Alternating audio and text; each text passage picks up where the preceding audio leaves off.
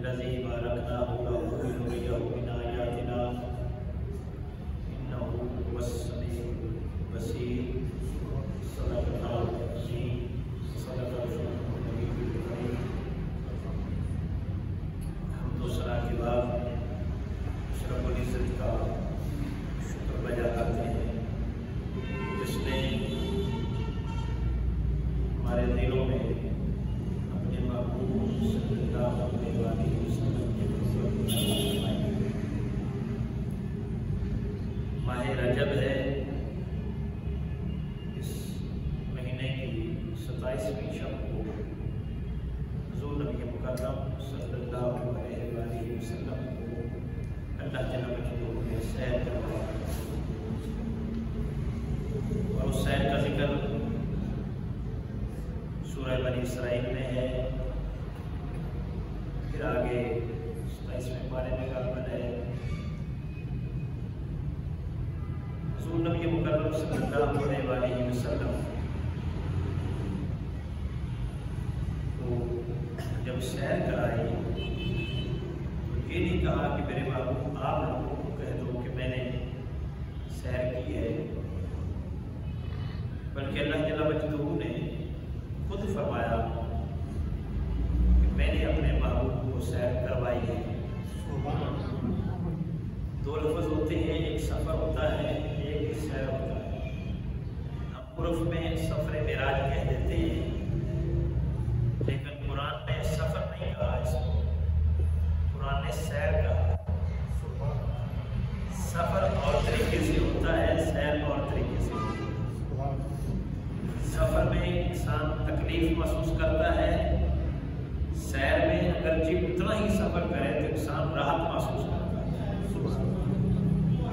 خوشی جائز محسوس کرتا ہے. اللہ جل مجدہ نے حضور کو یہ نہیں کہا کہ میں نے سفر پر بلایا ہے کیونکہ سفر سے تکلیف ہوتی ہے، یہ کہا کہ میں نے سیر پر بلایا ہے تاکہ میرا محبوب خوش ہو جائے. سبحان الذی اسریٰ بعبدہ، اللہ نے پاک گزار جس نے سیر کروائی اپنے بندے کو. اور آغاز بھی سبحان اللہ سے کیا ہے کہ اللہ ہر نقص سے پاک ہے، ہر عیب سے پاک ہے، ہر کمزوری سے پاک ہے، وہ ہر چیز پر قادر ہے. تو وہ کہہ رہی ہے خدا کی ذات کہ میں نے سیر کروائی. حضور نے تو دعویٰ کیا ہی نہیں ہے، دعویٰ تو خدا نے کیا ہے. تو جب خدا نے دعویٰ کیا ہے تو مصطفیٰ کی ذات پر اس کا اعتراض نہیں بنتا. عقل کو تنقید سے فرصت نہیں ذرا، عشق پہ اپنے اعمال کی بنیاد رکھ. ہمارا عقل ہر لمحے تنقید کرتا ہے، تنقید کا سوچتا ہے. تو یہاں بھی تنقید آڑے آ گئی کہ یہ ممکن نہیں ہے حضور کا اتنے سے قلیل وقت میں اتنا طویل سفر کرنا. اور اللہ نے فرمایا کہ محبوب نے تو کہا ہی نہیں ہے کہ میں رہا ہوں اور میں اس شان کا مالک ہوں کہ ان اللہ علی کل شیء قدیر، اللہ خود ہر چیز پر قادر ہے. وہ آسمانوں سے زمین پہ بھی لا سکتا ہے، زمین سے آسمان کی طرف بھی اٹھا سکتا ہے. اب آدم علیہ السلام وہاں سے یہاں آئے، عیسیٰ علیہ السلام یہاں سے وہاں گئے. آدم آئے ہیں، عیسیٰ علیہ السلام گئے ہیں، اور میرے مصطفیٰ گئے بھی ہیں، میرے مصطفیٰ آئے بھی ہیں. ان کی شان یہ کہ وہ گئے ہیں اور آئے ہیں، لیکن حضور گئے بھی ہیں، حضور آئے بھی ہیں. تو اگر آدم علیہ السلام کو نیچے بھیجنے پر خدا قادر ہے اور عیسیٰ علیہ السلام کو اوپر لے جانے پر قادر ہے، میرے مصطفیٰ کو اوپر لے جانے اور نیچے اتارنے پر بھی قادر ہے. اس لیے فرمایا سبحان الذی اسریٰ، میرے محبوب پاک وہ ذات جس نے سیر کروائی اپنے بندے میں. اور یہاں پہ بندہ کہہ کر اس بات کا رد کر دیا کہ یہ سیر خواب کی سیر نہیں تھی، یہ کوئی روحانی سیر نہیں تھی، عبد کہتے ہیں جسم اور روح کے مجموعے کو، جسم اور روح کے مجموعے کو، صرف روح کو عبد نہیں کہتے اور صرف جسم کو بھی عبد نہیں کہتے۔ یہ معراج روحانی نہیں تھا، یہ معراج روحانی بھی تھا، یہ معراج جسمانی بھی تھا۔ جسم اور روح کے ساتھ میرے مصطفیٰ گئے، اور کہاں سے کہاں تک گئے ہیں؟ اس آیت میں مسجد حرام سے مسجد اقصی کا ذکر ہے کہ سیر کرائے اپنے بندے کو الى المسجد الاقصی من المسجد الحرام الى المسجد الاقصی، مسجد حرام سے مسجد اقصی تک سیر کروائیے۔ اور سواری کیا تھی؟ براق کی تھی سواری۔ حضور نبی مکرم صلی اللہ علیہ وآلہ وسلم کی ذات کے تین شعبے ہیں، تین پہلو۔ ایک پہلو بشریت ہے، حضور کی ایک شان بشریت ہے، قل انما انا بشر مثلکم یوحی الی، میں ہوں تو تمہاری طرح بشر، میرے بات بتا دو میرے بندوں کو کہ میں بشر ہی ہوں، بشر ہونے بھی آپ جیسا ہوں، لیکن یوحی الی فرق یہ ہے کہ مجھ پر خدا کی مہر کا نزول ہوتا ہے۔ میں بشر ہوں لیکن ساری کائنات میں مجھ جیسا کوئی بشر نہیں ہے۔ اس بات کو بنیاد بنا کر کہ حضور بشر ہیں، یہ کہنا کہ حضور ہمارے جیسے ہیں نہیں، خدا کی قسم ساری کائنات میں کوئی ایک وجود بھی میرے مصطفیٰ جیسا نہیں۔ آدم و عیسیٰ بھی، آدم آئے ہیں عیسیٰ گئے ہیں، میرے مصطفیٰ گئے بھی ہیں، میرے مصطفیٰ آئے بھی ہیں۔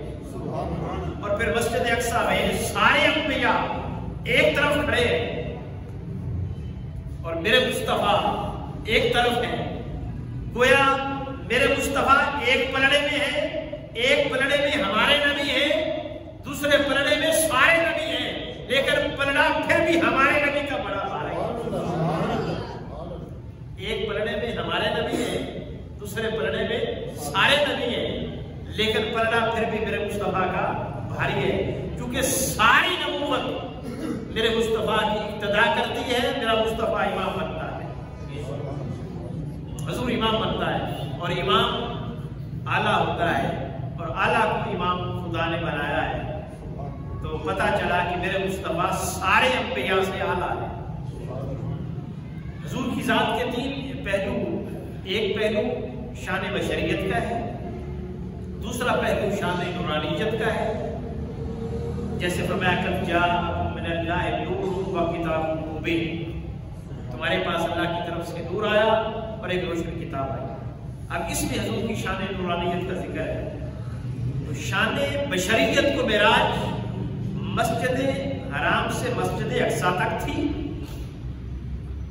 شان بشریت کی معراج، اور حضور کی ذات کا وہ پہلو جو بشریت پر مبنی ہے، اس کی معراج مسجد حرام سے مسجد اقصی تک ہے، اور حضور کی شان کا وہ پہلو جو نورانیت سے متصف ہے، اس کی معراج مسجد اقصی سے سدرۃ المنتہا تک ہے۔ کیونکہ آسمان پر اور سدرۃ المنتہا پر وہ فرشتے رہتے ہیں، اور فرشتے نورانی مخلوق ہیں۔ مسجد اقصی میں بشریت کو معراج کروائی، اور سدرہ پر میرے مصطفیٰ نے نورانیت کو معراج کروائی۔ آدمی جس کے ساتھ ملاقات کرتا ہے، جس کے ساتھ بیٹھتا ہے، تو اس کی ذات سے متصف ہوتا ہے تو اس کے ساتھ بات کر سکتا ہے۔ حضور نے بشریت سے گفتگو کی یا امامت کروائی تو آپ شان بشریت سے متصف تھے، اور حضور نے نورانیت کو معراج کروائی اور ان کو دیدار کروایا اور ان کو ان سے ملاقات کی، تو پتہ چلا میرے مصطفیٰ صفت نورانیت سے متصف تھے۔ یہ دونوں صفات سے میرا مصطفیٰ متصف ہو کر ان دونوں کو معراج کرواتا ہے، اور حضور کی ذات کے دونوں پہلو معراج سے مستفیض ہوتے ہیں، اور پھر آقا علیہ السلام وہاں سے بھی آگے تشریف لے کر چلے جاتے ہیں۔ اب آگے کا پہلو جو ہے وہ میرے نبی مکرم صلی اللہ علیہ وآلہ وسلم کی شان بشریت و نورانیت نہیں، شان حقیقت ہے، حضور کی شان کیا ہے، اور حقیقت حضور کی یہ ہے کہ ہم تو بشر و نور کے جھگڑوں میں پڑے رہے، لیکن حضور کی حقیقت کو نہ جان سکے نہ پہچان سکے۔ یہی وجہ ہے کہ آقا علیہ الصلوۃ والسلام کا مسجد اقصیٰ سے اوپر چلے جانا یہ بشریت سے ماورا چیز تھی، سدرہ سے آگے چلے جانا یہ نورانیت سے ماورا چیز تھی، بشریت سے آگے جانا یہ بشریت نہیں سمجھ سکی، سدرہ سے آگے جانا یہ نورانیت بھی نہیں سمجھ سکی۔ پتا چلا مصطفیٰ کی حقیقت کو نہ بشریت جانتی ہے نہ نورانیت جانتی ہے، اگر کوئی ذات جانتی ہے تو ذات خدا جانتی ہے۔ تم ذات خدا سے نہ جدا ہو نہ خدا ہو، اللہ ہی کو معلوم ہے کیا جان کے کیا۔ اور پھر آقا علیہ الصلوۃ والسلام جب یہ سفر کر رہے تھے تو کون ساتھ تھا؟ ایک آتا ہے براق، دوسری ہے کہ جبرائیل، لیکن اللہ جل مجدہ نے ایسا نہیں فرمایا۔ اللہ نے کیا فرمایا؟ فرمایا سبحان الذی اسریٰ بعبدہ، پاک ہے وہ ذات جو اپنے بندے کو لے گئی۔ اللہ نے یہ نہیں فرمایا کہ میرا جبرائیل لے کر آیا ہے، اللہ نے فرمایا ہے پاک ہے وہ ذات جو اپنے بندے کو لے گئی۔ حضور کو سیر کروانے کی نسبت خدا نے اپنی طرف کی ہے۔ پتہ چلا کہ مکہ سے لے کر عرش اولی تک میرا مصطفیٰ فقط جبرائیل کے ساتھ نہیں تھا، براق کے ساتھ نہیں تھا، میرا مصطفیٰ خدا کے ساتھ بھی تھا۔ آپ کہیں گے یہ کیسے؟ جیسے حضور جب مکہ سے ہجرت کرنے کے لیے، مدینہ ہجرت کرنے کے لیے نکلتے ہیں تو ساتھ ابو بکر کو لیتے ہیں، اور پھر غارِ ثور میں آقا علیہ الصلوۃ والسلام سیدنا صدیق اکبر کے ساتھ ٹھہرتے ہیں، اور باہر کو فوج آ جاتی ہے، مشرکین مکہ کی گروہ آ جاتا ہے، تو حضرت سیدنا صدیق اکبر اس گروہ کو دیکھ کر ڈرتے ہیں، تو تکلیف ہوتی ہے آپ کو کہ کہیں حضور کو یہ نقصان نہ پہنچا دے۔ اس وقت میرے نبی مکرم صلی اللہ علیہ وآلہ وسلم نے کیا فرمایا؟ تاجدار کائنات نے فرمایا ابو بکر غم نہ کر، لا تحزن ان اللہ معنا، ابو بکر غم نہ کر، خدا ہمارے ساتھ ہے۔ ہم دو نہیں ہیں، ایک ابو بکر ہے، ایک مصطفیٰ ہے، اور تیسرا خود خدا ہے۔ اگر مکہ سے مدینے جانا ہو تو خدا ساتھ ہوتا ہے، مکہ سے عرش اولی پر جانا ہو تو خدا ساتھ کیوں نہیں ہوتا؟ خدا ساتھ ہے۔ تو یہاں بھی فرمایا یہ فرمایا کہ جبرائیل لے گیا، بلکہ فرمایا میں لے گیا۔ سبحان الذی اسریٰ بعبدہ، پاک ہے وہ ذات جو لے گئی اپنے بندے کو سیر میں۔ خدا لے گیا اپنے مصطفیٰ کو عرش اولی پر، اور پھر خدا نحن اقرب الیہ من حبل الورید، خدا کیسے ساتھ نہیں ہوگا میرے مصطفیٰ کے؟ وہ تو عام بندے کے بارے میں فرماتا ہے نحن اقرب الیہ من حبل الورید، میں بندے کی شارک سے بھی زیادہ اس کے قریب ہوں۔ اگر عام بندے کے خدا قریب ہے تو مصطفیٰ کی کتنا قریب ہوگا، میرے حضور کے خدا کتنا قریب ہوگا۔ تو آقا علیہ الصلوۃ والسلام اللہ جل مجدہ نے سیر کروائی۔ اور یہاں پہ ایک بات توجہ طلب ہے، یہاں پہ اس آیت میں جو مقصدیت بیان کی سیر کی، بے شمار مقاصد ہیں۔ سیر میں مشاہدہ کیا جاتا ہے، سیکھا جاتا ہے، اور پھر اپنے آپ کو خوش کیا جاتا ہے، یہی چیزیں ہوتی ہیں سیر کے لیے، سیر کے مقاصد پر مبنی یہ چیزیں ہوتی ہیں۔ تو جنت کا مشاہدہ کروایا، جہنم کا مشاہدہ کروایا، جیسے حدیث سے ثابت ہے کہ جہنم میں حضور نے کیا کیا دیکھا، جنت میں حضور نے کیا کیا دیکھا، سدرۃ المنتہا کا مشاہدہ کروایا، فرشتوں سے ملاقات کروائی، تو یہ سارا کچھ تھا۔ اور یہاں بھی مسجد حرام سے مسجد اقصیٰ تک یہاں بھی بہت کچھ دکھایا گیا، حضور کو بہت کچھ سیکھنے کو ملا، آقا علیہ الصلوۃ والسلام نے بہت کچھ حاصل کیا۔ قرآن اس کی گواہی دیتا ہے، فرمایا من المسجد الحرام الی المسجد الاقصیٰ الذی بارکنا حولہ، مسجد اقصیٰ تک سیر کروائی، مسجد اقصی لے گئی وہ ذات پاک ہے الگ سے۔ اب مسجد اقصی کے حوالے سے اللہ جل وعلا تعارف کروا رہے ہیں کہ مسجد اقصی کیسی ہے۔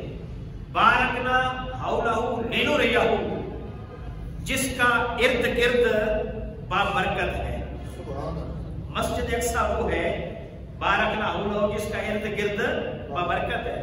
یہاں پہ یہ نہیں فرمایا کہ مسجد اقصی وہ ہے جو خود بابرکت ہے، مسجد اقصی وہ ہے جو خود بابرکت ہے، یہ نہیں فرمایا۔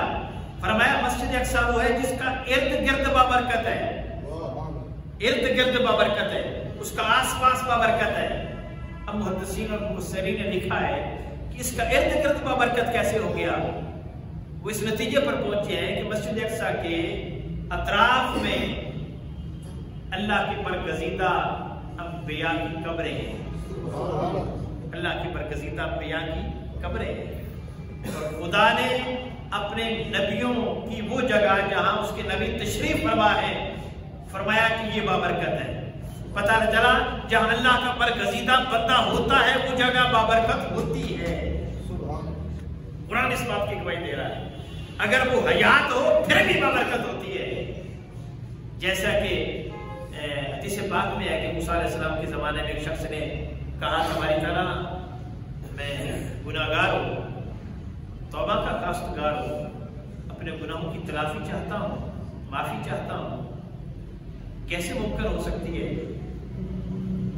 اس پرابلم میں ایک شخص کے پاس گیا کہ میرے اتنے گناہ ہیں، 99 قتل کیے ہیں، بخاری شریف کی حدیث ہے، اس کی کوئی تلافی ہو سکتی ہے؟ تو اس نے کہا نہیں، ایک کا قاتل بھی جہنم میں جائے گا اور آپ تو 99 کے قاتل ہیں، یہ ممکن نہیں ہے۔ اس نے اس سے اس کو بھی قتل کر دیا، اب 100 کا قاتل بن گیا۔ لیکن جب انسان گناہ کرتا ہے تو دل میں تکلیف محسوس کرتا ہے، تو کبھی پرسکون نہیں رہتا، ٹینشن فری نہیں ہو سکتا، ٹینشن ضرور ہوگا، کسی کے ساتھ جھوٹ بول کر مطمئن نہیں رہ سکتا، دھوکہ دے کر مطمئن نہیں رہ سکتا، کسی کا حق کھا کر مطمئن نہیں رہ سکتا، کسی کو گالی دے کر، کسی کو قتل کر کے کیسے پرسکون ہو سکتا ہے؟ کرتا تو یہ سارا کچھ پرسکون ہونے کے لیے ہے، لیکن یہ قاعدہ کلیہ نہیں ہے کہ ان چیزوں کے بدلے میں اس کو سکون مل جائے۔ سکون ان چیزوں کے کرنے سے نہیں ملتا، سکون ان چیزوں کے چھوڑنے سے ملتا ہے۔ تو وہ مزید پریشان ہو گیا۔ اب جب انسان نادم ہوتا ہے، شرمندہ ہوتا ہے، اندر سے ٹوٹ جاتا ہے، تو ٹوٹے ہوئے دلوں کا وارث خدا بن جاتا ہے۔ اللہ پھر ان کو اپنے قریب کرتا ہے۔ ٹوٹے ہوئے دل میں بھلے شاہ بھی کہتے ہیں نا، پھر وہ خدا اندر رہتا ہے۔ گویا اندر رہنے کا مطلب یہ ہے کہ خدا اس سے پھر پیار کرتا ہے۔ جب بندہ ٹوٹ جائے پھر خدا اس بندے کو اپنے قریب کر لیتا ہے، اور اس ٹوٹی ہوئی کیفیت میں کیونکہ بندہ خدا کو یاد کرتا ہے تو یہ اس کا قاعدہ ہے، اس کا کلیہ ہے کہ جب بندہ یاد کرتا ہے تو اللہ فرماتا ہے میں بھی اپنے بندے کو یاد کرتا ہوں۔ وہ ایک بار کہتا ہے نا یا اللہ، حدیث پاک میں ہے میرا اللہ ایک کے بدلے میں ایک بار نہیں کہتا، بندہ ایک بار کہے اللہ، اللہ 10 بار کہتا ہے جی میرے بندے، جی میرے بندے۔ اور پھر فرماتا ہے کہ اگر میرا بندہ میری طرف سفر کرتا ہے نا، میرے قریب ہونا چاہتا ہے، تو میں اپنے بندے کے قریب ہونا چاہتا ہوں۔ وہ میری طرف آتا ہے میں اس کی طرف جاتا ہوں، وہ ایک قدم اٹھاتا ہے میں ایک کے بدلے میں 10 قدم اٹھاتا ہوں۔ وہ اگر میری طرف چل کے آتا ہے تو میں اپنے بندے کی طرف دوڑ کر جاتا ہوں۔ پھر وہ قربت اتنی ہو جاتی ہے، پھر اس کی ہاتھ بن جاتا ہوں جس سے وہ پکڑتا ہے، پھر اس کی زبان بن جاتا ہوں جس سے وہ بولتا ہے، پھر اس کے کان بن جاتا ہوں جس سے وہ سنتا ہے، پھر اس کے پاؤں بن جاتا ہوں جس سے وہ چلتا ہے۔ بظاہر پکڑنا، بظاہر چلنا، بظاہر سننا، بظاہر بولنا اس بندے کا ہوتا ہے، اس کے پیچھے طاقت خدا کی ہوتی ہے۔ وہ بھی ٹوٹا ہوا تھا، وہ بھی رب کو یاد کر رہا تھا۔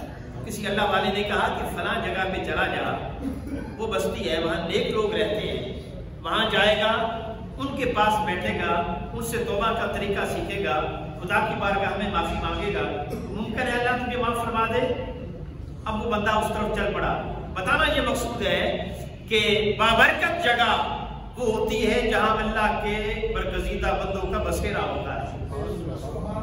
اب اللہ کے بندے وہاں رہتے تھے اور تو کوئی خاص جگہ نہیں تھی, کوئی تاریخی مقام نہیں تھا, کوئی بہت بڑی مسجد نہیں تھی, کوئی بہت بڑی بابرکت جگہ نہیں تھی. وہ بابرکت اگر بنی تھی تو صرف اس لیے کہ وہاں اللہ کے برگزیدہ بندوں کا ٹھکانا تھا. پھر جب وہ چل پڑا تو رستے میں موت آ گئی. تھوڑا سفر کیا تھا, زیادہ باقی تھا, لیکن موت کے فرشتے بھی آ گئے اور جہنم کی بھی آ گئے, جنت کی بھی آ گئے. جہنم والے کہیں کہ ہمارا ہے بندہ 100 کا قاتل ہے, جنت والے کہیں کہ نہیں ہمارا ہے. حدیث سنی میں خلاصہ بتا رہا ہوں, ہمارا ہے کہ قاتل 100 کا صحیح لیکن اب نادم ہو چکا ہے. اور جب انسان نادم ہو جائے, ٹوٹ جائے, خدا سے ڈر جائے, خدا سے ڈر جائے, پھر خدا اس کو اپنے قریب کر لیتا ہے. اور کتنا قریب کرتا ہے قرآن میں یہ بات بتا دی. وَلِمَنْ خَافَ مَقَامَ رَبِّهِ جَنَّتَانِ, اگر کوئی شخص خدا سے ڈر جائے, آپ نیکوکار شخص کو اللہ ایک جنت دیتا ہے, ڈرے ہوئے شخص کو خدا 2 جنتیں دیتا ہے. وَلِمَنْ خَافَ مَقَامَ رَبِّهِ جَنَّتَانِ, اللہ اس کو ڈبل اجر عطا فرماتا ہے. وہ کہ ہمارا ہے, ہم لے جائیں گے. پھر فیصلہ یہ ہوا کہ جگہ کی پیمائش کر لی جائے. اب پیمائش کی اگر تھوڑا سفر باقی ہے, زیادہ کر لیا ہے, یعنی اس بابرکت جگہ کی طرف تھوڑا سفر رہتا ہے, تو پھر اس کو بابرکت جگہ پہ رکھا جائے گا. اور اگر بابرکت جگہ کی طرف زیادہ سفر رہتا ہے تو پھر اس کو بے برکت جگہ میں رکھا جائے گا. تو حقیقت یہ تھی کہ ابھی سفر تھوڑا طے کیا تھا, زیادہ باقی تھا. تو اللہ جل مجدہ وہ جب پیمائش ہونے لگی تو اللہ تو ہر چیز پر قادر ہے, وہ زمین و آسمان ساری اس کی ملکیت میں ہے. وہ جب چاہتا ہے جس چیز کو چاہے روک لیتا ہے, جتنی دیر چاہے روک لیتا ہے, جس کو چلانا چاہے چلا دیتا ہے, جس کو دور کرنا چاہے دور کر سکتا ہے, قریب کرنا چاہے قریب کر سکتا ہے. اللہ نے فرمایا اے زمین, یہ بندہ ڈر کر میرے برگزیدہ بندوں کی طرف چل پڑا تھا, یہ بابرکت جگہ کی طرف سفر کر رہا تھا. اب میری شان اور میری ذات یہ پسند نہیں کرتی کس کو عذاب دوں, ادھر سے سمٹ جا, پیچھے سے دور ہو جا. لہٰذا میں اپنے بندے کو اپنی بابرکت جگہ میں داخل کرنا چاہتا ہوں. بتانا یہ چاہتا ہوں کہ بابرکت جگہ کیسے بنتی ہے, وہ اللہ کے برگزیدہ بندوں کی وجہ سے بنتی ہے. لینو رینا بارکنا حولہ, اللہ نے مسجد اقصی کا ارد گرد بابرکت بنا دیا. اب بابرکت کیسے بنا کہ اللہ کے برگزیدہ بندے وہاں آرام کر رہے ہیں. اگر اللہ کے نبی آرام کر رہے ہوں پھر بھی بابرکت ہوتی ہے, اگر اللہ کے ولی آرام کر رہے ہوں پھر بھی بابرکت ہوتی ہے, پھر بھی برکت ہوتی ہے. اور بابرکت ہوتی ہے وجہ یہ ہے کہ وہ اللہ کے ہیں. اگر اللہ کے ہیں تو کوئی دو رائے نہیں ہے, اگر نہیں ہے اللہ کے تو پھر اس کے بارے میں ہم بحث کر نہیں سکتے. تو وہ بابرکت جگہ تھی. تو یہاں فرمایا, میں جو بات کہنا چاہتا تھا کہ اس کا مقصد کیا تھا. ایک مقصد لینو ریاہو من آیاتنا, ہم نے جو سیر کرائی تھی اپنے محبوب کو, اس کی ایک مقصدیت یہ تھی کہ لینو ریاہو من آیاتنا, اپنی نشانیاں دکھا سکے. اب جو جدید تعلیم پیش کی جا رہی ہے, سکھائی جا رہی ہے, اب اس میں فقط تھیوری نہیں ہوتی, اس میں پریکٹیکل ہوتا ہے. یعنی جو چیز وہ پڑھاتے ہیں وہ دکھاتے بھی ہیں.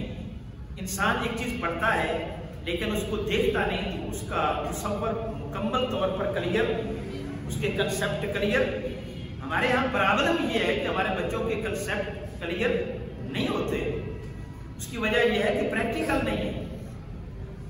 اب جدید ممالک میں جو چیز پڑھائی جاتی ہے وہ سکھائی بھی جاتی ہے, اور اگر کنسیپٹ کلیئر ہوتے تو پھر آلو کو درجن کے حساب سے ہمارے لیڈر نہ بولتے اور انڈوں کو کلو کے حساب سے ہمارے لیڈر نہ بولتے.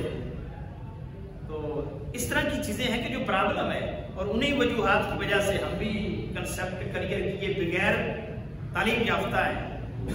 اور اگر ایسے تعلیم یافتہ ہیں تو اس کا رزلٹ ہم دیکھ رہے ہیں کہ کتنا ہے.